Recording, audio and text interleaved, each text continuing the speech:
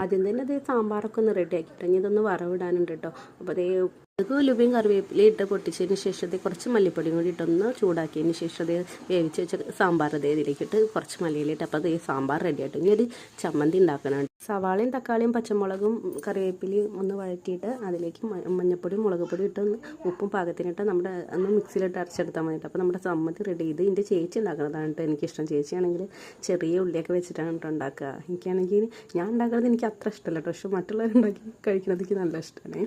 എങ്ങനെ ചമ്മന്തിക്കുള്ളതൊക്കെ അവിടെ ചൂടാറാനായിട്ട് വെച്ച് ദോശയൊക്കെ ഉണ്ടാക്കിയത് ദോശ ഒരാൾ ചോദിക്കുന്നുണ്ടായിരുന്നുണ്ട്. അപ്പോൾ അതേ പാറുമ്പോൾക്ക് ദോശ ഒപ്പിച്ചിട്ട് കൊടുത്തുട്ടാ. അങ്ങനെ അതേ ചമ്മന്തി റെഡിയാക്കിയിട്ട് സാമ്പാറൊക്കെ റെഡിയാക്കിയിട്ട് പൊന്നൂസിന് ചായ കൊടുത്തുട്ടാ. അവനിരുന്ന് ചായ കുടിക്കുമ്പോൾ അവൻ്റെ ഒപ്പം എത്താൻ വേണ്ടിയിട്ട് ഇതേ കസേര എടുക്കാനാണ് എന്നോട് പറഞ്ഞത്. അപ്പം ഞാൻ കൊടുക്കാതായപ്പോൾ ആളിതേ അവിടെ നിന്ന് കളിക്കാനുണ്ടാകും. പിന്നെ അതേ ഞങ്ങളെ മോട്ടർ ഞങ്ങൾക്ക് പണി തന്നിട്ടുണ്ടായിരുന്നു കേട്ടോ. അപ്പോൾ അതേ മേമൻ്റെ വീട്ടിൽ നിന്നിട്ട് വെള്ളമൊക്കെ പിടിച്ച് കൊടുന്ന് വെച്ച് എന്നിട്ട് ഇഷ്ടമായിട്ടോ ഞാൻ ചായ കുടിക്കുന്നത്. അപ്പോൾ നമ്മുടെ ഇന്നത്തെ കുഞ്ഞു വീഡിയോ ഇത്രയുള്ളൂ. വീഡിയോ ഇഷ്ടമുള്ള ചാനൽ